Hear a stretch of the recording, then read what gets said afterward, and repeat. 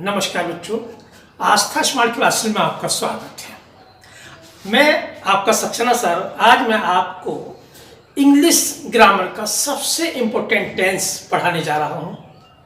बेटा इसको हम पास्ट इंडेफिनिट कहते हैं। और पास्ट इंडेफिनिट को अगर मैं ये कहूँ कि इंग्लिश में सबसे महत्वपूर्ण अगर कोई नियम होता है तो वो पास्ट इंडेफिनिट का है। पास्ट इंडेफिनिट एक ऐसा टेंस है, अगर आप इसको अच्छी तरह से समझ लें, सीख लें, तो बहुत से बच्चों की ये शिकायत होती है कि उनको इंग्लिश बोलने में बहुत परेशानी होती है, उनसे इंग्लिश नहीं बोली जाती।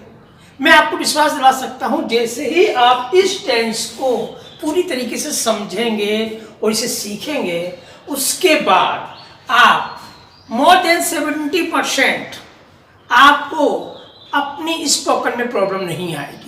अक्सर आपने ये नोटिस किया होगा, जब हमारी कन्वर्सेशन होती है या हम स्टोरी टेलिंग करते हैं या कोई पास्ट की इवेंट बताते हैं या कोई रूटीन बता रहे हैं या कोई आपसे आपकी हैबिट पूछ रहा है, तो आपका अगर कोई पास्ट की आपकी रूटीन पूछ रहा है कोई, तो उस केस में आपको क्या करना होता है?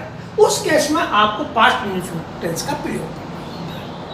देखिए इसका उपयोग बहुत है और आपको उपयोग इसका सुनने के बाद शायद लग रहा होगा कि पता नहीं कितना टिपिकल नियम होगा। नहीं, पास्ट इंडेफिनिट इंग्लिश ग्रामर का सबसे सिंपल, सबसे इजी किंतु सबसे महत्वपूर्ण टेंस होता है।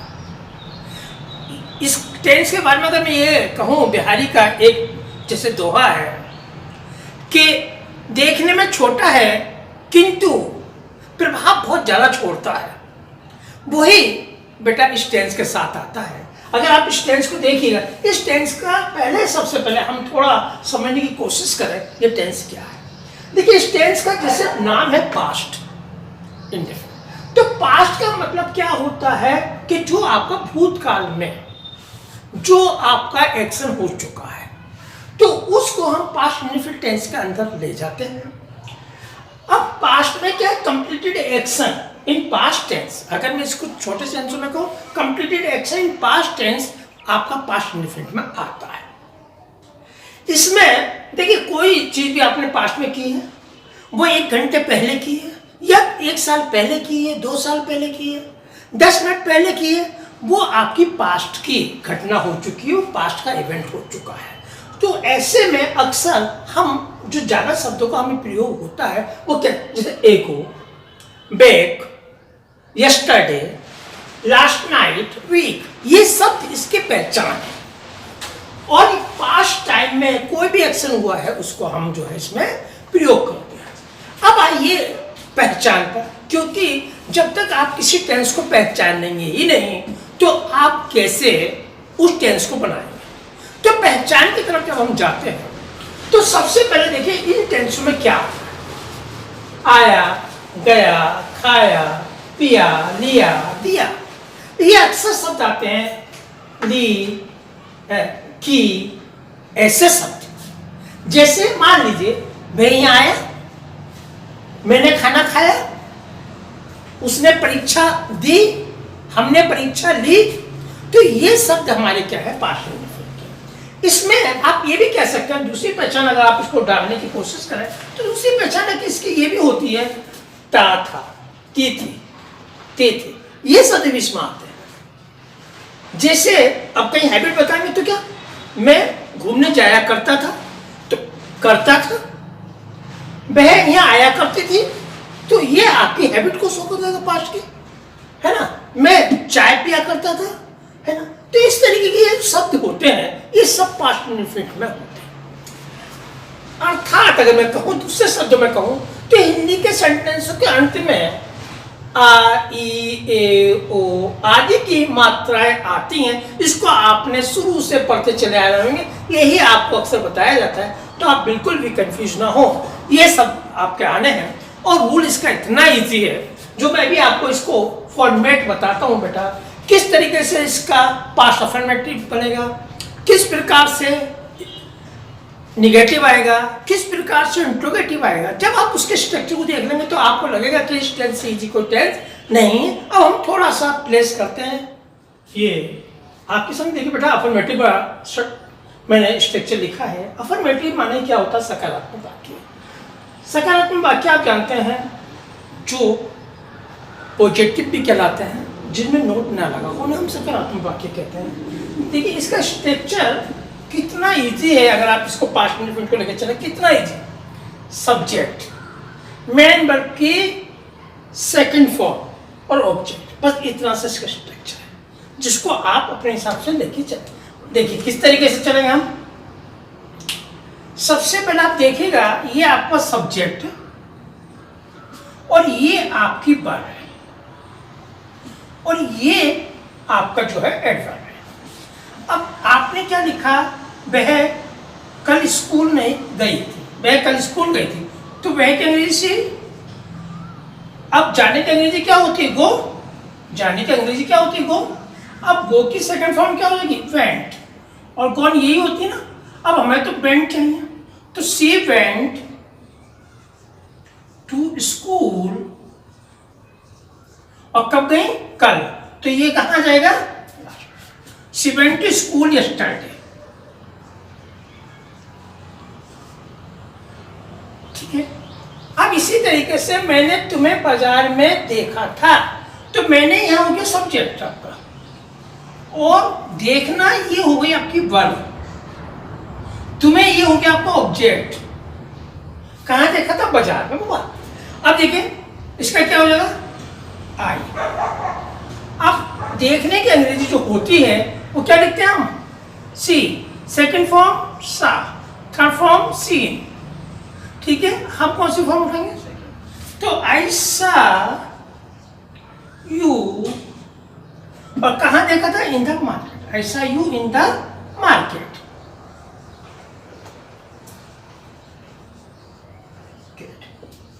क्लियर बच्चों? अब उसके बाद तुमने शोर मचाया। देखिए इसमें था आया, उसमें थी आई, पर इसमें था थी थे नहीं आया, मगर फिर भी ये क्या है? पास्ट इंडेफिनिट, जैसे मैंने आपको पहचान बताई थी। तुमने क्या है? आपका सब्जेक्ट। शोर मचाया, मचाया क्या हुआ? वर्ब। शोर क्या हुआ? आपका ऑब्जेक्ट। ठीक है, तो तुमने क्या अंग्रेजी? यू। शोर मचाने की अंग्रेजी क्या होती है? Make a noise. Make a noise.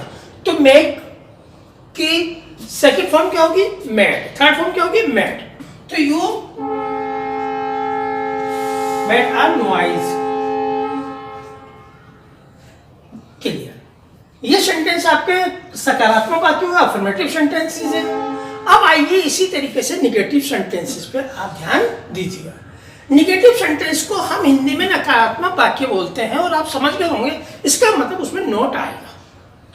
पर नोट लगाने के लिए ये जरूरी होता है कि आपके पास हेल्पिंग वर्ब होनी चाहिए और आपको हेल्पिंग वर्ब का ज्ञान होना चाहिए। पास्ट इंडेफिनिट की हेल्पिंग वर्ब क्या है? डिड। तो आप इस तरीके से देखिए क्या स्ट्रक्चर में आपका सब्जेक्ट, आपकी हेल्पिंग वर्ब, नॉट। अब जब डिड लग चुका है तो आपको वर्ब की कौन सी फॉर्म लानी है? फर्स्ट फॉर्म और ऑब्जेक्ट। ठीक है। अब आप देखिए, वह स्कूल नहीं गई, तो वह क्या अंग्रेजी? सी।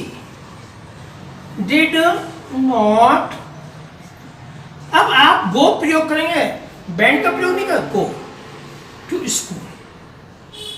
गो टू स्कूल। ठीक है। आपने इसमें देखा, इसमें हमने वेंट लिखा था जाने की अंग्रेजी, वहां पर हमने गो लिखा। क्यों? क्योंकि ये डिड आ चुका है और डिड के साथ फर्स्ट फॉर्म प्रयोग होती है। अब आप आइए, हमने तुम्हें बाजार में नहीं देखा। भाई हमने, ये क्या है? आपका सब्जेक्ट। ठीक है। देखना आपको वर्ब। हमने क्या अंग्रेजी? We did not see you in the market.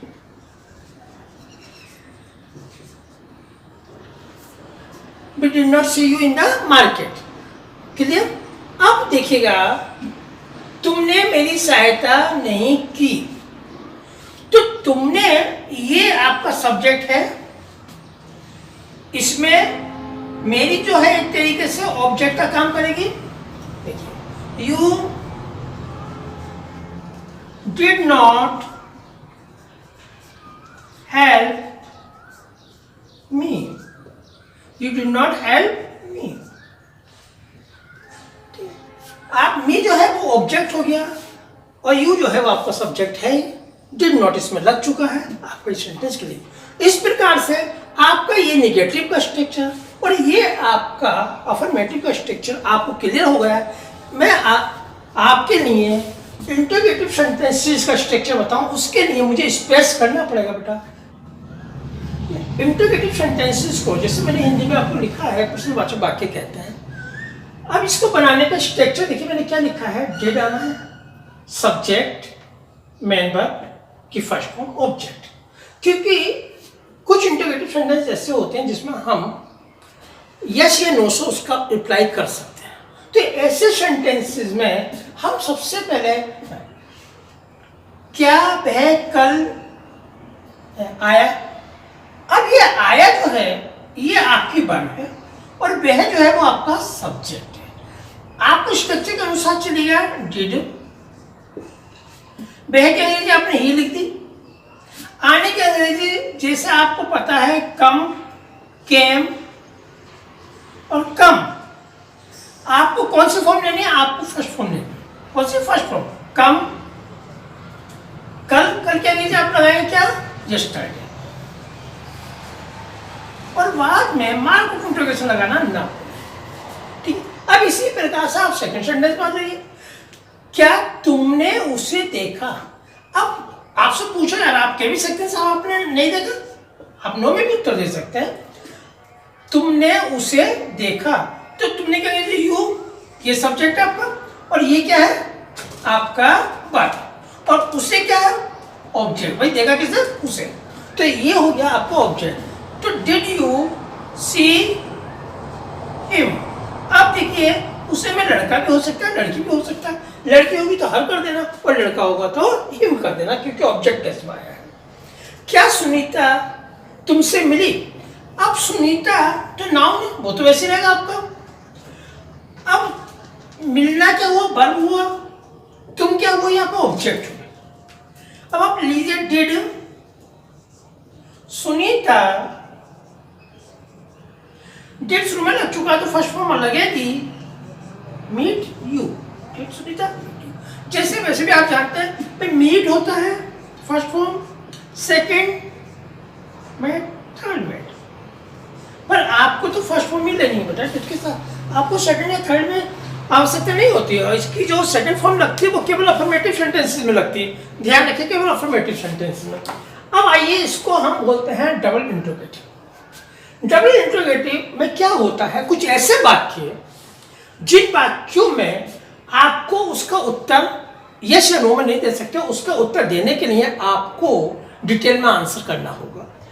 तो ऐसे में जो प्रश्नवाचक शब्द होते हैं क्या, क्यों, कब, कहाँ, कैसे, उनकी अंग्रेजी को हम कहते हैं इंट्रोगेटिव वर्ड। राइट। अब सबसे पहले आपका ये देखिए इंट्रोगेटिव वर्ड, ये आपका इंट्रोगेटिव वर्ड, ये आपका सब्जेक्ट है और ये आपकी वर्ब है।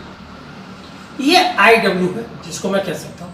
अब सबसे पहले इसको लीजिए, क्या की अंग्रेजी क्या होगी? वर्ड। अब उसके बाद आपको स्ट्रक्चर के अनुसार क्या लाएंगे? डिटेल। अब उसने क्या कहा? उसने में लड़का या लड़की दोनों हो सकते हैं, आप लड़की लिख दीजिए।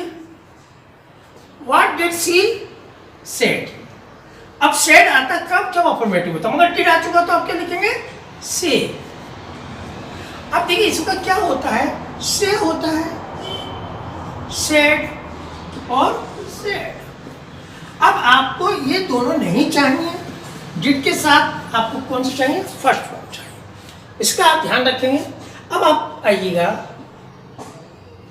तुम क्यों रोए? क्या पूछा जा रहा भाई तुम क्यों रोए? अब आप बताइए मुझे कि आपने सबसे पहले आपने ये देख लिया कि इंट्रोगेटिव वर्ड क्या है। क्योंकि अंग्रेजी क्या होती है? वाई। वाई के बाद क्या आएगा? डिड। तुम की अंग्रेजी क्या हुई? You. What did you cry या बीप? ठीक है। इसी प्रकार से वह कहां गई? वह कहां गई क्या अंग्रेजी लाएंगे? वह की अंग्रेजी सी।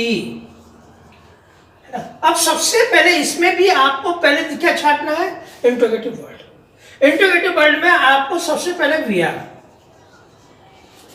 फिर क्या लिखेंगे आप? वेयर डिड, और ये आपका sentence where did she go. Complete sentence. अब मुझे पूरा उम्मीद है आपको स्ट्रक्चर को कंप्लीट समझ में आ गया होगा। अब अगर मान लीजिएगा आप अपने मित्र को अपनी कोई घटना सुना रहे हैं तो कैसे सुनाएंगे? आपको अगर पास्ट इंडेफिनिट नहीं आएगा तो आप मुश्किल में फंस जाएंगे। तो आपको देखिए, आपने कल मैं बाजार गया, मैंने सुनीता से मिला, सुनीता मेरी पुरानी मित्र थी, तो ये सब क्या है? ये सब पास्ट इंडेफिनिट है। तो ये स्टोरी तभी बन पाएंगी जब आपको ये चीज जानकारी होगी, है ना। अमूमन अक्सर ये होता है कि जब हम अपने मित्रों के साथ कन्वर्सेशन करते हैं तो हम अपनी कोई पास्ट का अनुभव बताते हैं। वो अनुभव अच्छा है या बुरा है वो बात अलग मैटर्स करता है, किंतु बताना हमें पास्ट में पड़ता है। प्रेजेंट में आप अपनी हैबिट बताते हैं तो पास्ट इंडेफिनिट टेंस को आप अच्छी तरीके से कीजिए। प्रेजेंट इंडेफिनिट की मैं पहले से वीडियो अपलोड करा चुका हूँ बेटा, अगर आपने अभी तक नहीं देखी है तो आपको डिस्क्रिप्शन बॉक्स में आपको उसका लिंक मिल जाएगा और आप उसे भी देखिएगा। अगर आप इंडेफिनिट टेंस पर अच्छी तरीके से वर्क करते हैं तो मुझे पूरा विश्वास है कि आपकी इंग्लिश की आधी प्रॉब्लम सॉल्व हो चुकी होगी और हो जाएगी जब इसे पूरा देखें। निश्चित रूप से आपको वीडियो देखने के बाद समझ में भी आया होगा, आपको अच्छा भी लगा होगा, और बेटा आप इसे अधिक से अधिक अपने मित्रों के साथ शेयर कीजिए ताकि उन लोगों तक भी आपका जो है ज्ञान पहुंच सके और आप इस ज्ञान को पूरे अपने मित्रों के साथ विस्तार के साथ इसका अध्ययन कीजिए। कोई भी अगर डाउट होता है तो आप मुझे मेरे कॉन्टैक्ट नंबर पे फ़ोन कर सकते हैं किसी भी समय। और बेटा अगर चैनल अब तक सब्सक्राइब नहीं किया है तो आप उसको सब्सक्राइब कर दीजिए, है ना, ताकि आपके पास मेरी सब इंफॉर्मेशन, सब वीडियो टाइम टू टाइम पहुंच सके। आप अपना फीडबैक जरूर दीजिए बेटा, फीडबैक से ही हम लोगों को ये रहता है कि आपको क्या रिक्वायरमेंट है, हमें क्या आपको और एक्सप्लेन करना है। थैंक यू बेटा।